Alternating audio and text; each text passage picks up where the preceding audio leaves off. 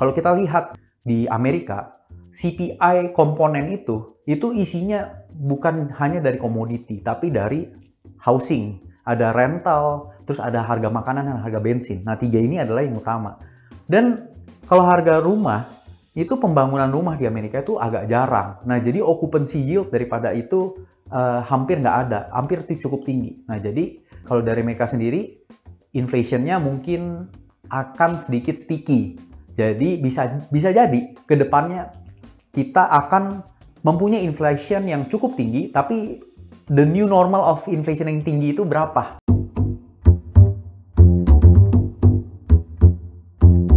Hai folks, kembali lagi bersama saya Vincent, one of the narasumber dari VinFox Stockpot.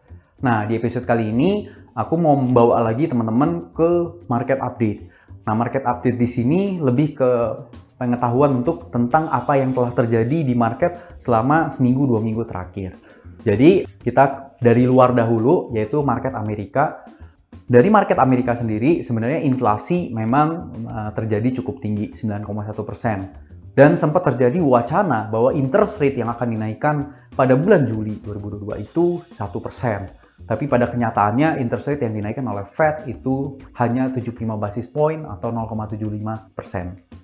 Even so, walaupun interest rate sudah dinaikkan setinggi itu, tapi ternyata pasar di Amerika atau stock market di Amerika itu agak kurang bergeming seperti bulan-bulan sebelumnya. Biasanya setiap kali ada wacana untuk kenaikan interest rate, maka pasar Amerika biasanya cukup mengalami koreksi yang cukup dalam.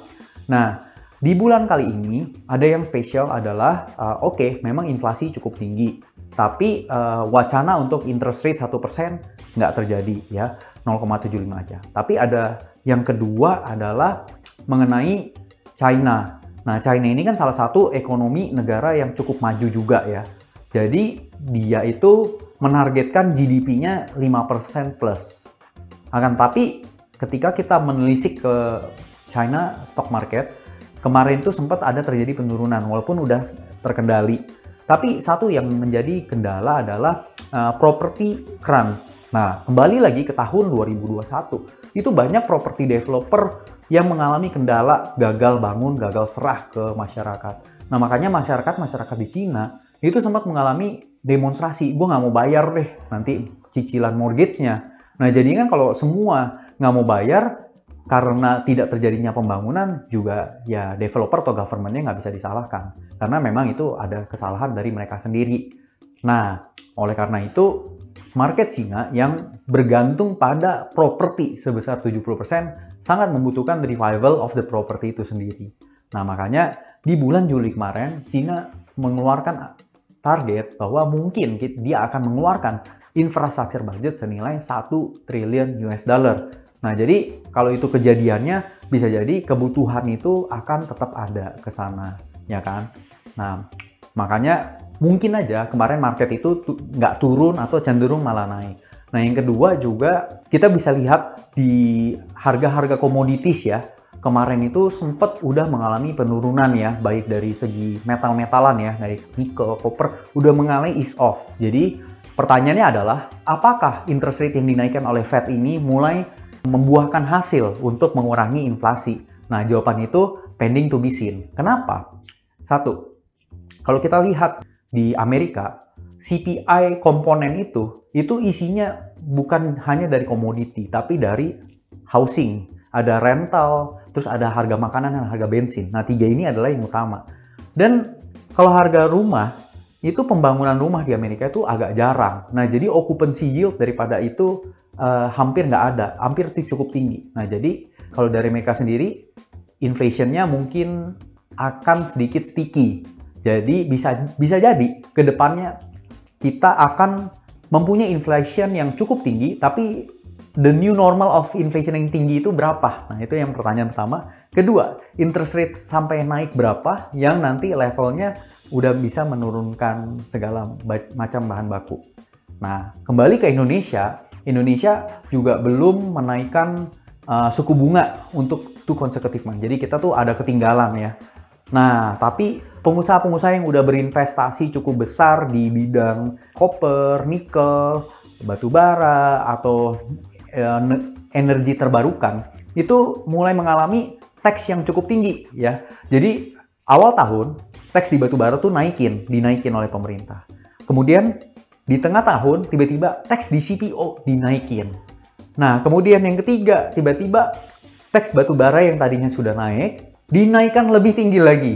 Yang terakhir, minggu kemarin di bulan Juli, nikel yang sudah mengalami penurunan, tapi turunnya juga masih ya lumayan lah, itu juga dinaikkan tax-nya. Jadi demi kepentingan masyarakat Indonesia, interest rate ditahan dan juga bensin belum dinaikkan selevel yang semestinya. Nah, mungkin kita juga harus waspada karena ketika semua itu sudah tidak bisa dinaikkan lagi karena sudah max, maka apakah Indonesia cukup siap? Nah, oleh karena itu, menurut saya kita juga tetap harus waspada, tingkatkan cash buffer kita, walaupun ada satu yang berubah. Bulan lalu saya masih cukup bearish dan saya mengkeep level cash saya di 50-70%. Di bulan ini saya sudah mengeluarkan cash coffin war chest saya mungkin 10-20%. Jadi istilahnya I think market is already rationalize a bit. Mungkin saya keluarkan sedikit untuk membeli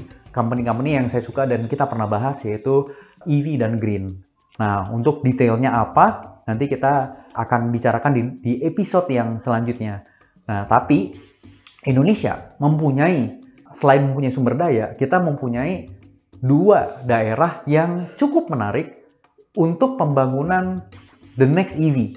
Bukan EV ya, the next green-nya. Karena kenapa? Eropa itu kemarin agak tersandera dengan harga kenaikan gas dari Rusia. Nah, oleh karena itu Eropa bertekad untuk men-spend 1 triliun US dollar untuk membangun this hydrogen power plant. Nah, hydrogen power plant ini akan dibangun di mana? Tidak lain kotanya adalah Morowali dan Kaltara. Nah, kalau teman-teman pengen tahu company mana yang directly impacted to that, nah coba teman-teman ulik. Nanti kita akan bahas company detailnya on the next episode. Tapi Kaltara dan Morowali adalah kata kuncinya. Kalau teman-teman tahu roadmap pemerintah itu di situ mau bangun apa, maka teman-teman bisa menemukan this hidden gem. Oke? See you folks on the next episode and hopefully teman-teman selalu diberkahi kesehatan dan happy cuan selalu. See you guys.